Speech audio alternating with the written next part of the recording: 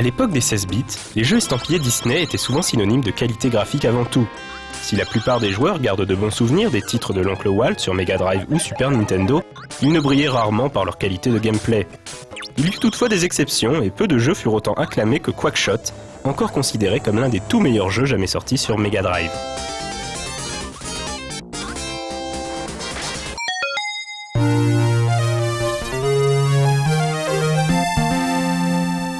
Après avoir trouvé un vieux parchemin et une carte dans la bibliothèque de l'oncle Picsou, Donald part en quête du fabuleux trésor du roi Garouzia. Mais l'ignoble patibulaire et ses sbires sont à ses trousses et comptent bien lui rafler le trésor sous le bec.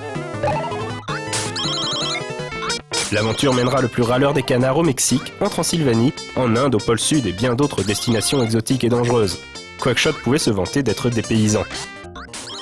En apparence simple jeu de plateforme, Quackshot bénéficiait d'une dimension jeu d'aventure héritée de la série des DuckTales sur NES. En effet, il fallait souvent effectuer des allers-retours entre les différentes zones afin d'utiliser les objets trouvés dans l'une ou l'autre.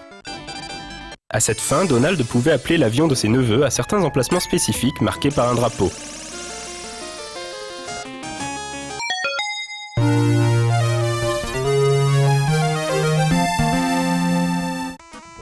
Pour se défendre des voyous à la solde de pâtes et autres autochtones peu accueillants, Donald avait à sa disposition plusieurs armes. Il y avait tout d'abord les inoubliables ventouses. Au début du jeu, elles étaient jaunes et ne pouvaient qu'immobiliser les ennemis. Les ventouses rouges pouvaient également servir de plateforme, quant aux vertes, elles permettaient de s'accrocher à certains adversaires. Pour faire place nette, Donald pouvait utiliser le popcorn comme d'autres un fusil à pompe. Enfin, les bulles de chewing-gum permettaient de dissoudre certains murs. En y réfléchissant, on peut quand même se demander leur effet sur les dents. Mais après tout, Donald s'en moque, il n'en a pas.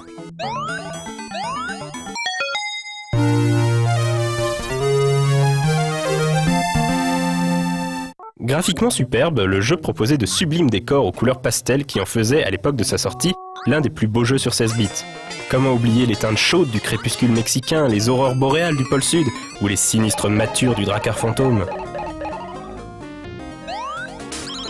S'il n'était pas particulièrement difficile, en dépit de quelques phases de plateforme retorse, en particulier à la fin de l'aventure, Quackshot se révélait plutôt long, ce qui rendait parfois pénible l'absence d'option de sauvegarde. Développé par Sega, Quackshot était une belle preuve de l'excellence du développeur sur sa machine attitrée. Et pour beaucoup de joueurs, il est longtemps resté le meilleur jeu Disney sur Mega Drive, un titre qui ne lui fut disputé que plusieurs années plus tard par le mythique Aladdin de Virgin Interactive.